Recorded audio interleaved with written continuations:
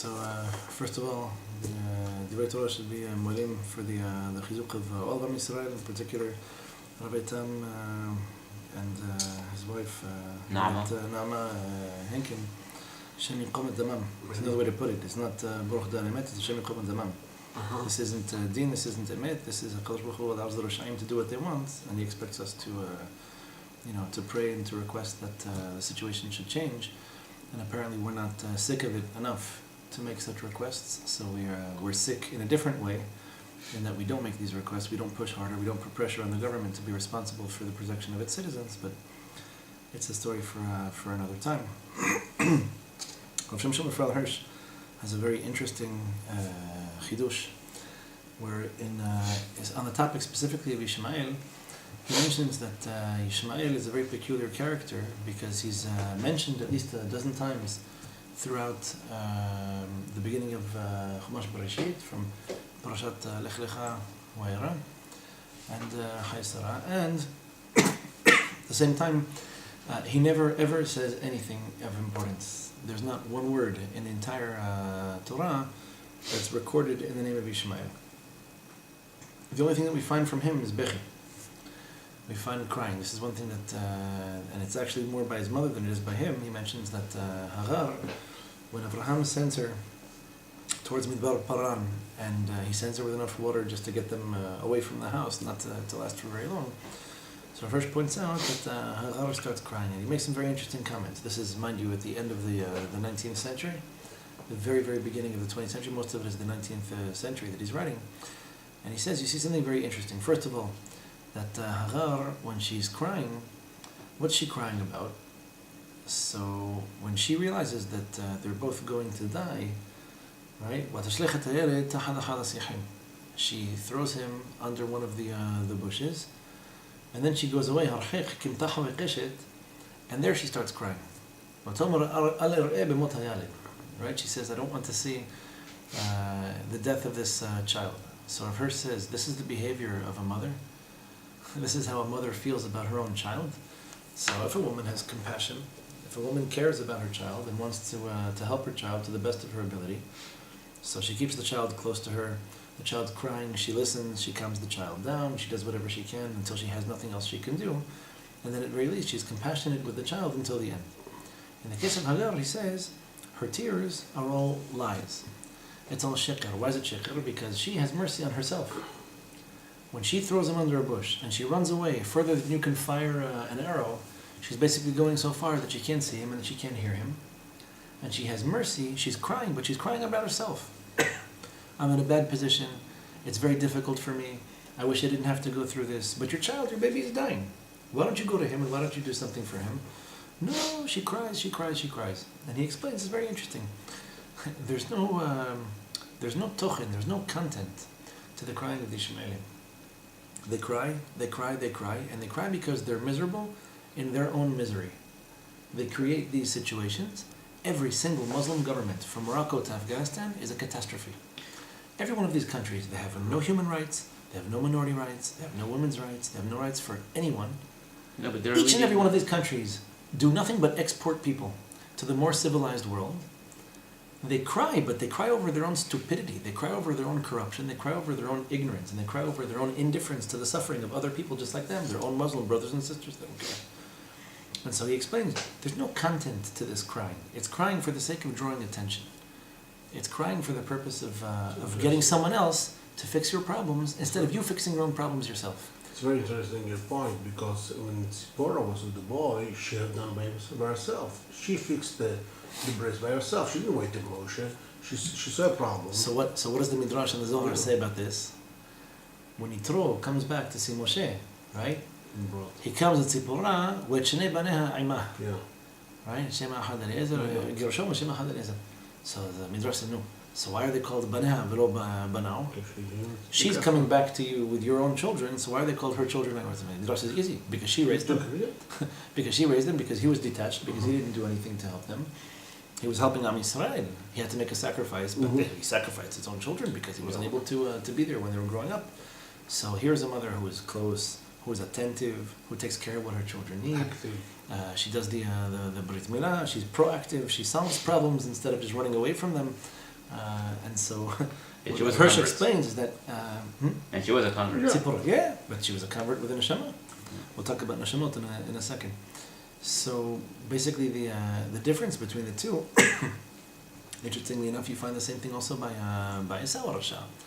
By Yitzhak tza'akal v'dorah u'mara. When he realizes that he loses the bracha, he has no content. He has no defense. You know, his speech is empty. What he says to Yitzchak, Havracha achat lecha avi. There's only one bracha that you can give me.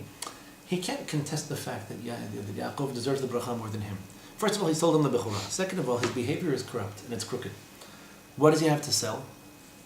What can he actually convince the rest of the world? What can he say? So, is there only one bracha? How can so Yitzchak tells him, your brother came and he tricked me into giving the bracha, but it should stay with him. Like, now I understand that he deserves to have the bracha. And Esau, he screams. He screams. It's not that he has such content, such depth, not that he has an argument to make. The scream itself is just an expression of disappointment, not because he has emet on his side. It's another point, because I mean, when we scream, we see, like, you know, Rachel Imenu and Yaakov Avinu, so he's given the first temple destruction, second temple destruction, and Rachel Imenu was crying about the destruction when the Kohanim going to the exile, the diaspora, you know, and there was a meaning in here. There was no meaning. He didn't cry about the generation of Am Yisrael or something. So, by the way, and this works out. If you look at Rashi, he quotes the Midrash also. It says by Hagar, she never gets more than one sentence out of a malach.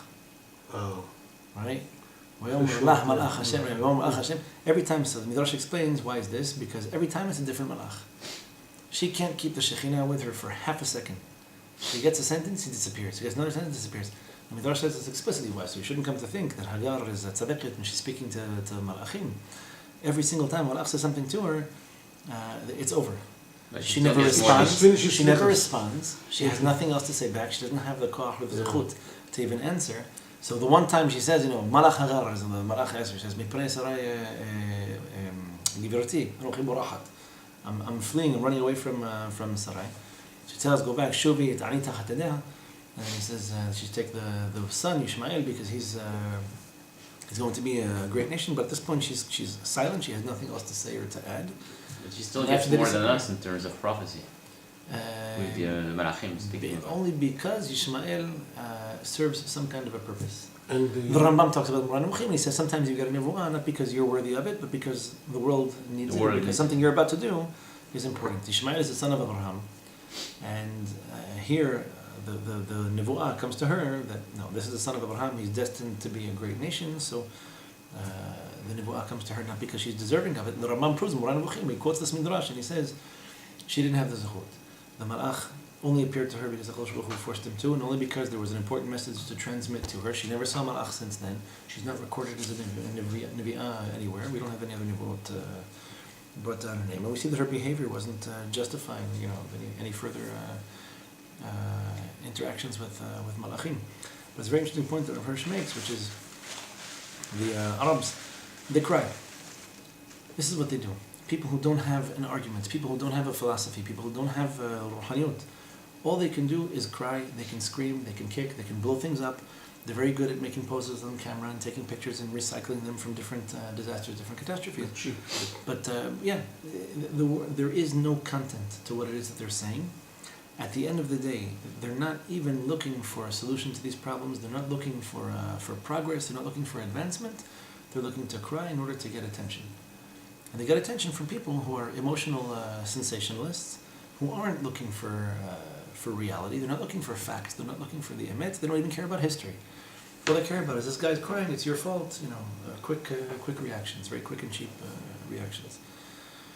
Most unfortunately. And so did the Rambam mention anything about what's the actual importance of the Ishmaelim in history, except causing trouble?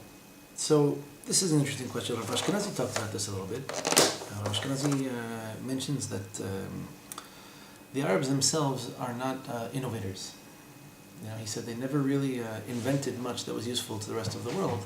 So he would learn that Arab, like Arabi, Lashon Ma'avar, These are people who are traders. They're good at getting things from one place to the other. They're not good at inventing, at creating, at manipulating, at engineering. Really, all they did was they got spices from the east to the west. They got finished products. They moved some technologies from the west to the east. They managed to get things across the desert, things across the ocean. They managed to move things. But they're merchants. They don't have much content to what it is that they're doing. He did mention in the same breath that they have a certain degree of zechut in the sense that they transmitted some of the Shabbat of Bnei Noach to the rest of the world. It's a very delicate topic today, but they did manage to stamp out a lot of Avodah Zarah. Yeah. They do have a certain zechut in the sense that this is why they were given the zechut to protecting Yerushalayim. I mean, the Christians, what were the Crusades? The definition of the Crusades was the Christians attempted to take control over Yerushalayim away from the Arabs because the Arabs wouldn't let them come in. And bringing the other worship inside. Right. Basically, they wanted to bring what the Arabs certainly considered to be Avodah Zarah into Yerushalayim, and the Ishmaelim refused. They have Brit Milah, they do it partially. They don't eat hazir, they don't eat pork. They have a certain degree of zechut from the side of Avraham Avinu, and the few mitzvot that they managed to keep in their more or less original form, they have a little bit more merit. So the world is very upset about them blowing up these statues of Buddha. But at the end of the day, they have a very low tolerance for Avodah Zarah. They have unfortunately a hatred for Am Yisrael, which is also they're down. They're not only, by the way. Right. Well, they hate everybody. They hate themselves. They hate each other. Daesh killed more Arabs than anybody else. Yeah, of course. Don't mistake them for tzaddikim that only hate one group. They hate everyone. They killed more Sunni than they killed Shia, even though they claim that the Shia are for them the biggest kufrim there are. So it's a very interesting comment on Rav Hirsch's part that this nation, this crying, where the Torah introduces you to something, it's really the first time that you hear any kind of expression coming from Ishmael or from his mother, and he never manages to enunciate, to pronounce anything that's meaningful enough to be recorded as a pasuk. Because he has no tochen, he has no content. All he has is emotion, he has manipulation, he doesn't have he doesn't teach anyone anything. That's the sad part, yeah. I just want to add a few things, is that Ishmael is different, that when he got the Brit Milah, in the Brit, as the Rabbi says, you have three things, to cut, to make the priya, and the mitzvah. So in Ishmael, by Avraham, when he have done it, that all these three mitzvot. But today, when they're doing what they call the cutting, you don't make all this and just cut. And they just do the mal v'lo tafara kilu lo mal. I mean, if you do cut, it's like the Mishnah says in Masech Shabbat, it's like he didn't do anything. You could violate Shabbat. Yeah. If someone comes to me and he did me, I didn't do priya, I make a bracha and I finish the job. Even if it's if it was the day of the Minah, I'm doing it on Shabbat. So what my rabbi he says, not Israel, from the bracha, but Shulam, he says that Ishmael made tshuva as a single person, not as a nation, as a single. How are you learning that? It says, "V'ata tashuv b'shalom el avotecha." He is going to be to his father, grandfather's man, Avraham Avinu. So for the next word, he as a person, he made the tshuva, not as a nation. And another something that I heard that you see in the Aluf Ishmael, Aluf Zeh, you hear like all the Alufim that they have in Ishmael. You see like that in Indonesia, Egypt, Libya, Morocco, everywhere. You see the Alufim. It's interesting. But Talmid Chacham in Eretz Israel told me that the really Ishmaelim, not Arabs, Ishmaelim, he says it's Turkey. He says that's the Chacham told me that. He says the really Ishmael is more Turkey. Others is Arabs. So it's like when the Islam came, from Saudi Arabia and came everywhere. That's what they call the Islam. But there were Arabs. There were being desert barbarians or whatever everywhere. Malaysians, Chinese, or whatever. They're not. They're not really the Ishmael by definition. They just because not they're genealogically related to Ishmael. So it means the spread of the. So you would say you heard that it would be from Turkey. No, it said Ishmael. What you call the Ishmael, really Ishmael, the core. It's probably just Turkey. Just interesting point.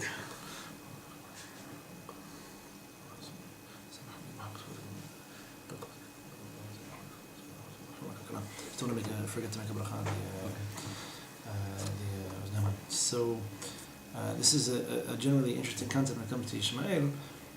Make a little bit of a transition here, because the Gemara does say there's a machloket if Ishmael actually did teshuvah in the end or not. If Ishmael actually has a chelek la'olam haba, he's not mentioned in Masechet Sanhedrin as someone who doesn't. But there's a big difference between them as a nation and Am Yisrael. First, the Rambam, when he writes about them, and he doesn't have very high regard for Muhammad, he refers to him as a mashuga. The man was crazy. He adopted children. He took wives or children. He took even he permitted, by the way, under jihad, he permitted taking married women too. No concept. He said during jihad, it's like afqinhu rabban liqidushayhu lemafreya. It's like when you're jihadi or mujahideen, the concept of marriage is automatically dissolved because the soldiers are doing Hashem's will and they get to take whatever they want in terms of sabiyat, is shvuyot. So the idea that the Ishmaelim operate on, or Ishmael himself, let's say, if he did teshuvah, the teshuvah was very limited and it was very personal, they don't have the zechut of being judged as an entire nation. Israel in this way very much differs. So let me get to what it was that I wanted to discuss. Very fascinating concept. Since tonight, Hoshaanah Rabah, the Gemara says that you can see the babuah of the neshama, and you have this capacity to see whether or not you're going to survive the following year. It really requires a little bit of understanding this concept of the neshama. So, generally speaking, the neshama is composed of its basic components. We have the nefesh, the ruach, and the neshama. At the simplest division, the nefesh, as defined by the Arizal, is mostly animal and mostly ra. It's mostly composed of simple, basic, banal desires. This is what animates us, but it doesn't distinguish us from the animals in any way. Nefesh, haya, could refer to an animal as well. The ruach, the Arizal explains, is already the level that controls the nefesh. So you have the capacity to control your nefesh or to direct it towards good things or bad things. It's a little bit more associated with with free will. And this is what distinguishes us from the animals, as well as the capacity to speak. Speech is a very useful way of motivating people to do good things or to do bad things, but you see that it does pull people in different directions. Then you have the neshama. And the neshama itself, the Arizal explains, is mostly good. If we were connected to our neshamot, we were able to tap into this koach that is, by its very definition, mostly good, the world would be much more advanced than it currently is. What's the problem? Very few of us actually reach the level of neshama. We talk about neshamot as if they're everywhere and we can do whatever we want with them. Reality is not this way. Ad kedei kach, that the Arizal used to correct hazanim or gabayim who would make hashkavot. And he would say the standard version of the hashkava, the way that we have it, is what it says in there, that Hashem, we ask that Hashem should have mercy on the nefesh ruach neshama. He told Rav Chaim Vital they should stop saying this. Because he said, even mentioning the neshama in the context of someone who passed away is to call negative attention to the fact that he probably never touched his neshama, and he probably never achieved this kesher. Meaning the mitzvot that we do, the Torah that we learn, it doesn't even pass the level of the nefesh, let alone the ruach. So much the more so, we don't talk about the neshama. So it appears still in the Sidurim because this is the way it was traditionally recited.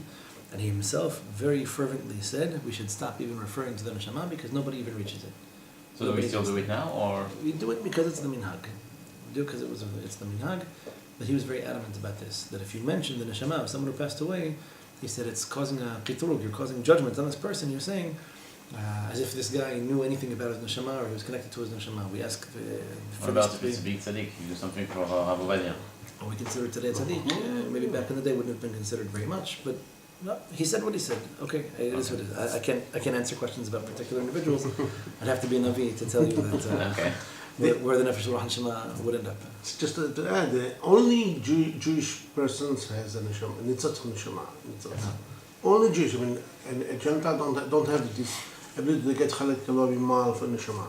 So only Jewish has a neshama, and this is so spiritual because chalek kalavi mal is Hashem giving to us from by Himself to the Jewish person. So the way the Arizal explains it is that the goyim, the 70 umot ha'olam, as a nation, they have an aspect of a neshama in a way, but as individuals, they're more, if anything, they can maybe connect with the ruach, meaning they have a much more difficult time in terms of the choice between good and evil.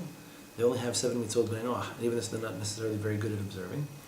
And the Jews, Am Yisrael, we have a connection, each one of us individually has a connection to a neshama. These neshamot are complicated, we'll talk about this in a second, but in general, as a nation, an entire nation of Goyim, maybe can be associated with a particular aspect of a neshama. This is something that every single Jew has the koach to connect to. How exactly does it work? The explanation that Rizal gives is like this. The nefesh, the ruach, and the neshama, they function together. They're not necessarily very intimately related. In other words, it could be that you have a connection to other people who have a similar nefesh to yourself. At the level of ruach, you connect with different people, and the neshama is something else altogether. All these different aspects, they all connect to each other.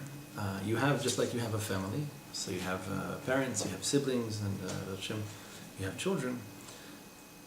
Not every brother and sister are the best friends in the world. They don't always have so much in common. Very often we go in different directions, probably more often than not. In fact, in my experience, you could say that brothers and sisters go in very different directions.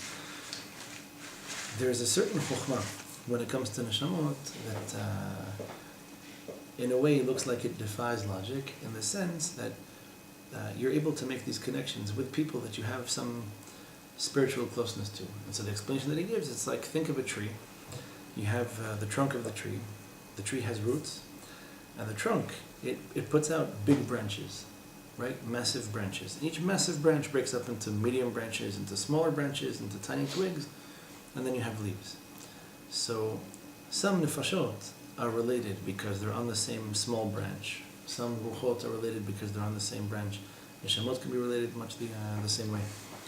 The way Rav Chaim Vital explains the name of the Arizal in Sha'ar Gilgulim, he explains that your interactions with people are actually capable of repairing certain aspects of nefesh, ruach, and neshama even before someone passes away. In other words, it's possible that while you're alive, in fact, this is how he defines the purpose of the mitzvot, the mitzvot that govern our behavior with other people. It's possible that you make these neshmatic connections, and that you help to fix things that maybe over generations, over hundreds or even thousands of years, we're waiting to be fixed, so to speak. So, how exactly these things work? It's a little bit complicated. But he explained, for example, that when you're in touch with someone, let's say the classic example is what he calls a mizakeh hayavaya, someone who helps other people do teshuvah. So you encounter someone who is, let's say his behavior is mostly not good, and he has some good aspects to him, and your interactions with him, through your interactions with him, you help to correct his behavior. So by helping to correct his behavior, you actually enable this connection to happen between the nefesh, ruach, and neshama. You enable this person to change his life and to make better decisions, and you yourself have a portion in this. If this is someone who's connected to you and someone that you have an influence over, you bring these pieces of the nefesh, with ruach, with the neshama together in such a way that it makes meaningful sense to it. There is such a thing as once a certain tikkun is completed, sometimes the rest of the let's say 120-year budget isn't necessary. There's a story that Rav Chaim Vital tells where they were walking and they encountered the Turkish Pacha, the ruler, the Ottoman Empire that was in control of Israel. And so they were walking in Tzfat, and the Arizal was approached by this Turkish guy. He started cursing the Jews. And he said, "Oh, you dirty Jews." He was very upset. So the Arizal says to him, why are you so upset? And he responds,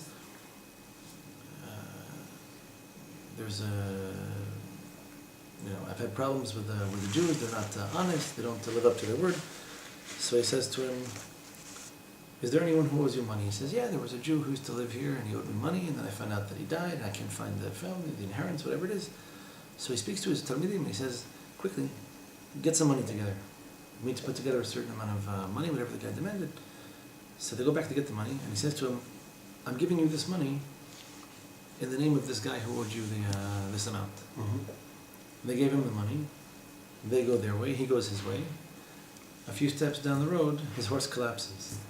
The guy died. The horse died. Not the guy, the horse. And the Arizal explained to them, this guy left an open cheshbon. He had an account. Even though he owed money to a non-Jew, he started to pay it. He created a chilul Hashem by not paying it. Mm-hmm.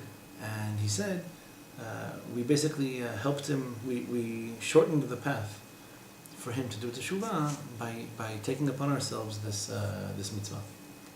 He had to pay this money back one way or another. So HaKadosh Baruch Hu brought him back as a horse.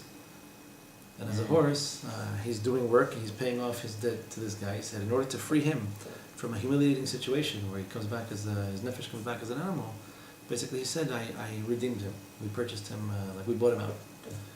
So we accept upon ourselves. And so he was reincarnated into the horse. In order to pay off what he owed the Turkish government. Yeah. Because he owed him this money, it was a chilul Hashem. So the Arizal said, okay, fine, not a problem. We can assume what's supposed to happen to him. We can, pay the money. We'll inconvenience ourselves in order to settle this issue. So the way this concept works is that it's predicated on this understanding. What the Gemara says, Kol Yisrael Arevim Ze Leze. Because our nefashot are related, we have the ability to influence the outcome. We have the ability to help bring each other down or bring each other up.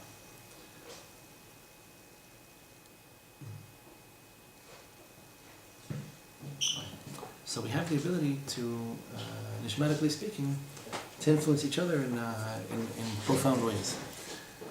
Part of Am Yisrael having neshamot and being able to make these connections happen has to do with these, our ability to make tikkun. So what does it mean to make a tikkun? Make a tikkun on someone's nefesh. So it sounds like plumbing. Something's leaking, you fix it, and everything's okay. Or you push a couple of buttons and everything works out. Not quite this way. The ability to make a tikkun depends on your degree of interaction with someone else.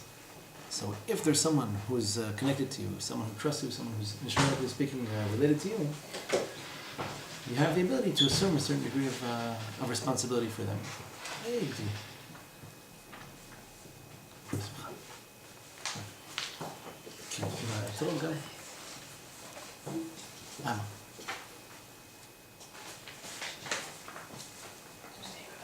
No, I have to go back to the kids. I brought Hoshaanah.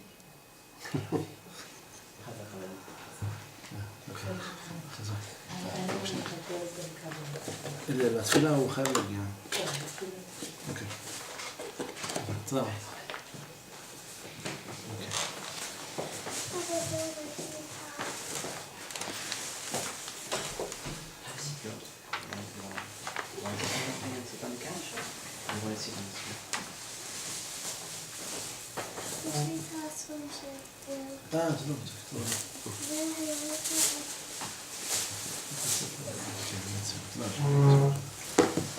So, what's the pirush of making a tikkun? Refers sometimes it's tikkun de Shavuot or tikkun de Hoshaanah Rabah. So Rav Sabato used to give us beautiful explanations for these things. He was very terse. He would give very, very short and very accurate definitions. The pirush of a tikkun, the meaning of a tikkun, is to connect two concepts to something above them. That's it. So in terms of limud, the Rizal refers to making tikkunim when you're in limud. When you learn one concept and you learn something else and you're able to make a meaningful connection between the two, this is called a tikkun. You can see the connection that goes beyond, I saw point A, I saw point B, I put them together and all of a sudden I see that there's something behind this concept. In the same way it works with nefashot, ruchot and neshamot, that making a connection enables people to reach a deeper level. One example, this is a chavruta, where Chazal said, the famous ma'amar by Yochanan, chavruta mitota. You have the option between chavruta, literally finding a partner in limud, and death. So literally speaking, he's telling you, it sounds like he's being figurative. It sounds like he's saying, learning with a partner is great, and if you can't find a learning partner, it's depressing and may as well be dead. The reality is that when you find someone you can learn with, especially if it's someone that you have some kind of, let's say, nishmatic compatibility with, then you're both able to make connections happen for each other, And by each one bringing what he can to the limud, you're able to bring the limud to a higher level. And it's a mutual tikkun for both of you. You're both able to learn, to understand, to grow. And then even if one of them is greater than the other, as was the case of Bukhara, you're still able to connect different points, to make meaningful comparisons and contrasts, and therefore to bring the nefesh to a higher level. In the case of someone doing teshuvah, for example, if you take someone who is unfortunately in a bad spiritual place, and you have a hashpa'ah, you have an influence on them, the Arizal describes how you absorb some of the good that this person has in his or her nefesh, and you're enabling them to take this good to a higher place. You take this good from one level to the next. And so he even describes, it's a very fascinating discussion that he brings up, but he said that the Arizal himself, even within the Talmidim who are participating in the Shiurim, he said some of them belong here, some of them are on the fence, and he said some of them are eventually going to have to leave. He describes this process, the Rav Avidan, saying basically how people need to decide at some point, which way where they stand. I talked about it this morning. We talked about Gog Magog as concept of Am Yisrael. So the idea on a personal level is that everyone has to perfect. You have to clean. You have to work on polishing your nefesh, your ruach and neshama. On the national level, and here we are back to this concept of the neshama. Every time Am Yisrael had a great Yeshua, every time we had a great redemption, we attracted Goyim like a magnet. So what happens in Yetziat Mitzrayim, V'gam Erev Rav Hala Imam, it happened in the end of Galut Beit Rishon by the Megillah, we mentioned this morning, because they realized that Mordechai all of a sudden is gaining power and Haman is losing, so they jump on the bandwagon wherever the things are going, it looks like in the right direction. This is where we need to join forces, not for the right reasons, not because they really want to be tzaddikim. This is in fact what Shlomo Melech was trying to achieve. When Shlomo Melech married more wives than he was supposed to, basically what he was trying to do, Rav Rebbe used to describe this beautifully, is that he knew the galut was inevitable. And what happens in the galut is good gets mixed up with bad. It creates an opportunity to be the one who cleans up the good. If it's your own nefesh that you have to clean and purify and leave a place like France or New York, if it's your ability to bring other people together, you have that much more zichut by helping them become observant. But basically what he said was to himself, he knew the galut was inevitable, he knew that it had to happen, and his hope was that he can bring some of these nefashot that have a certain connection to Am Yisrael to Israel, so that we shouldn't have to go out to the galut and lose too many nefashot in the process. The plan backfired, but the idea itself, the theory, was a very deep theory. He was saying, look, if it has to happen anyway, why don't we have a mini galut here in Eretz Yisrael, and this way we can maybe take what's supposed to be taken from them and leave the parts that aren't supposed to join Am Yisrael, and leave the garbage where it's supposed to be. It was a clever idea, but unfortunately it failed. The Vilna Gaon writes about this, and he says, and this is also based very heavily on the writings of the Arizal, that the last klipa, the last shell, so to speak, that has to come off of Am Yisrael before we can merit the Geulah, is this klipa of the Sitra Achara of Erev Rav. In other words, the fight becomes much more nishmerik, if you will, and much more difficult. It's very easy to fight someone who's external from you, someone who's outside of you. So you say, look, I hold this way, you hold that way, you challenge me, I challenge you, and we see who wins. The higher the stakes are, the more we're fighting over, the closer to home the fight gets. And all of a sudden we have to fight with people who maybe have some good in them, but unfortunately are leading to a bad place, or they're taking good people to bad places. It's a very, very dangerous fight. Unfortunately, if history is a teacher, if we have anything to learn from our history, it's that it doesn't look like everyone gets to make it. And unfortunately, you lose nefashot on the way, but there will come a point at which whatever tikkun was made, whoever's ready to go is ready to go, and whoever isn't, somehow isn't. There's a famous machloket amongst the Mekubalim as to what exactly is the role of Mashiach. Does Mashiach only come, does Mashiach only appear, reveal himself when everything is fixed? In other words, is Mashiach waiting for a reality that's more or less perfection? So either we do teshuvah because we wake up and realize that we have to do it, or the suffering, Google Magog, whatever it is, creates a situation where those who realize that they have to change, and those who don't, just don't. And then Mashiach comes and finishes the job. Or is Mashiach himself the one who does that, whatever bit is left for us? In other words, I do teshuvah to the best of my ability. Maybe I'll never reach perfection. Maybe I can't even reach perfection without, Mashiach opening the gate, so to speak, and bringing everything up to a higher spiritual level. The hardest part about this tikkun, the hardest part about Geulah is just this. It works on a private level, it works on a national level. The higher level you want to go, the harder it is to distinguish between good and bad, between what's actually an integral part of you and what's something that's tangential or external to you. So doing teshuvah on a simple level, sure, this is right, that's wrong, this is good, that's bad. The more sophisticated the argument, the deeper the philosophical challenge, the harder it is to make these distinctions. Chesed, for example, is a wonderful thing. Is giving free socialist benefits to everyone in Israel really a great idea? Well, maybe yes, maybe no. In one sense, it sounds nice that you're giving everybody free unemployment insurance and free health insurance and free stipends for families. It's about Yiladim. The problem is, when you give such benefits, you give them to everyone. Good people and bad people. And it's a very difficult distinction to make. And it sounds like it's a charitable thing.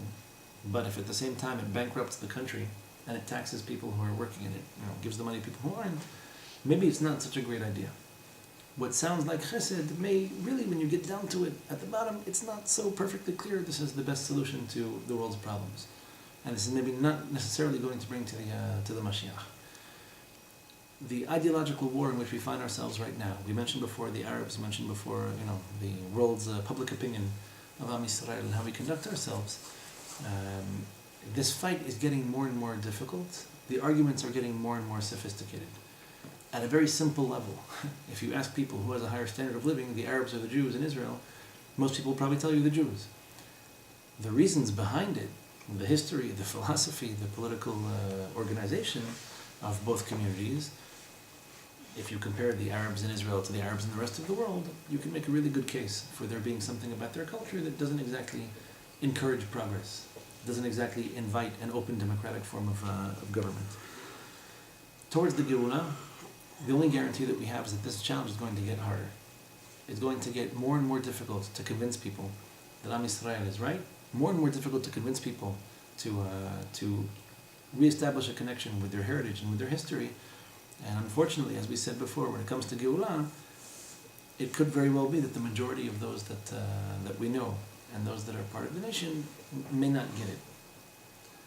In fact, if we have to wait for every single Jew to get it, we might wait for eternity.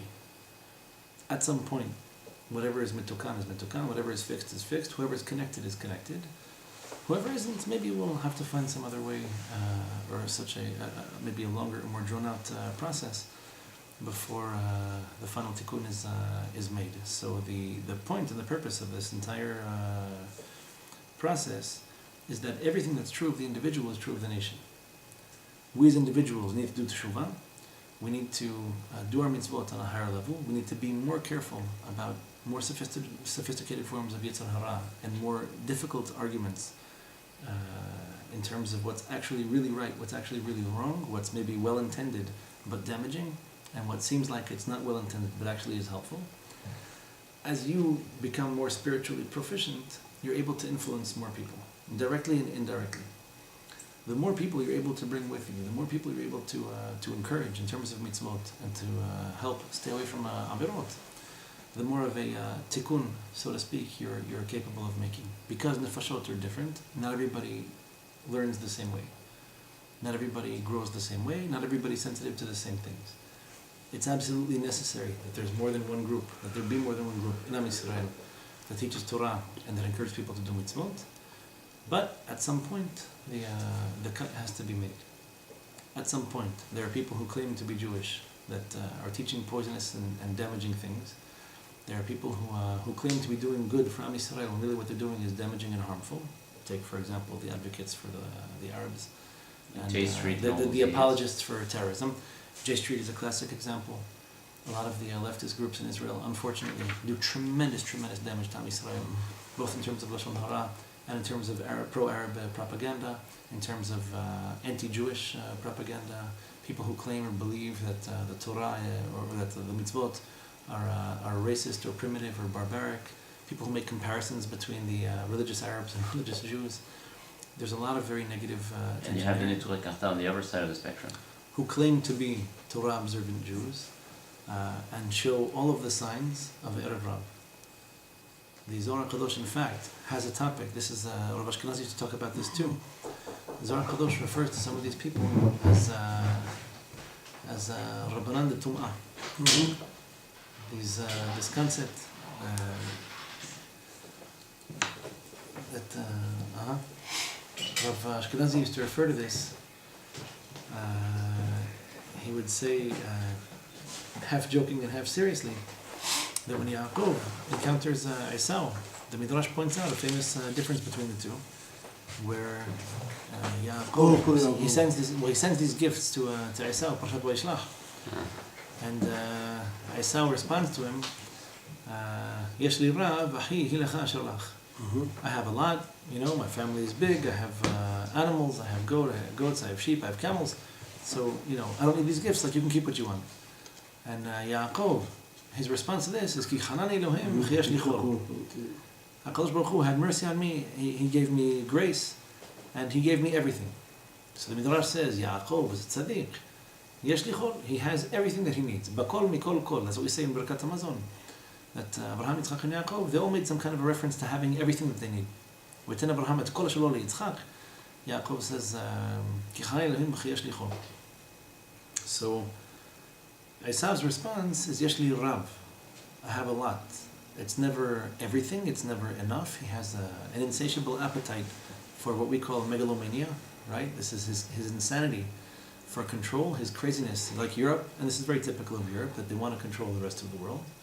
The United Nations wants to dictate for the rest of the world how they should behave and how they should live. Only a few years after World War II, Europe, in its audacity, in its chutzpah, has the moral weakness that they believe that they should be teaching the rest of the world, determining the rules of engagement for the rest of the world. Here's how you should conduct yourselves. Here's how governments should be run. Here's how war should be waged. Big tzaddikim, the Europeans, when it comes to murder and warfare. So Rav Ashkenazi used to say, it's not just that Yaakov feels that he has everything. He would say also, Esau is making a very sophisticated argument. He says, even Esau HaRasha has a Rav. Every poshea, every criminal, every psychopath will probably run to find some kind of a Rav who agrees with him. He said there is such a thing Zohar Kadosh talks about as the Chachamim de Tum'ah, Rabbanan de Tum'ah. These are people who claim to be learned, people who apologists for evil, people who claim that you can make a case, you can make an argument for all sorts of psychopathic and sociopathic behaviors. And so Neturei Karta volunteers to fill this role on a regular basis, where they make excuses and apologies for murderers, and they criticize Jews living in Israel, observing the Torah, observing the mitzvot, and make them out to be the terrorists. They make them out to be the murderers. They make them out to be the oppressors, the invaders, etc. So this, as the Vilna Gaon points out, is the challenge of this final klipa that needs to come off, this final layer of evil that we need to combat. It's not Mitzrayim, it's not Bavel, it's not the Persian Empire. It's unfortunately a much more sophisticated and much more difficult to detect layer of evil. This concept is described, by the way, the Nevi'im talk about this, and Arizal goes off in great detail, what he calls a klipat noga. So noga is actually, it's like a sheen. Rav Sabato used to explain this like plastic wrap, meaning it's something that you can barely tell that it's even there. Klipat Hashum, it's a very, very thin layer, a very thin veil between what's actually truth and what's a total lie. And here the distinction, you're talking about micrometers, not even millimeters. The further the world goes in terms of time, the closer we come to the Mashiach, the more and more challenging, the more and more difficult it becomes, even within yourself, and so much the more on a national level, to make these determinations between good and bad. And here the distinction, you're talking about micrometers, not even millimeters. The further the world goes in terms of time, the closer we come to the Mashiach, the more and more challenging, the more and more difficult it becomes, even within yourself, and so much the more on a national level, to make these determinations between good and bad. and it looks like people are presenting good and valid arguments, when really on the inside it's completely black, and they lead to nothing but death and destruction, such as the people who apologize for terror, or the people who are unapologetic about terror. And sometimes it looks like people are being compassionate and trying to help, when in reality all they're doing is contributing to their own destruction and bringing the rest of us down with them. And the most difficult battle to wage is between yourself and something very similar to yourself. So Rav Rebbe used to put it this way: when it comes to doing teshuvah, the easiest person to lie to is yourself. Right? When you argue with someone else, this other person is going to defend his or her opinions, they're going to attack yours, they're going to make you refine your argument, and they're going to make you find the truth. That's the beauty of a chavruta, it's the beauty of being married, it's the beauty of a lot of things. This is the point of a community. As somebody put on, said something very cute today on Facebook, real friends are people who say good things about you behind your back and criticize you to your face. There's a lot of truth to that. So it's very difficult to negotiate with yourself. It's very easy to convince yourself that you're right. It's very easy to convince yourself that you're telling the truth, that you're looking for the truth, that what you're doing is 100% good. And it's very easy to look at someone else and say, well, he's doing 100% bad.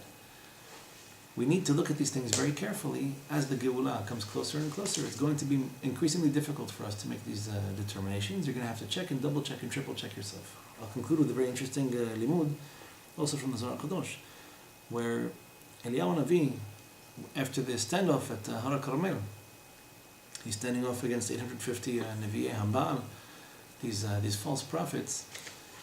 Eliyahu Navi, after he conquers, he proves that his truth is the only version, that he brings us Qurban. They both sacrificed a bull, his was accepted and theirs wasn't. He proceeds to kill them all. That was apparently part of the deal. It doesn't sound like they opposed this. And the Arizal explains that Ahav himself, who was still on the fence, he was doing half good, half bad. He wasn't totally convinced of where it was going. It's a pretty terrible bad that he was doing.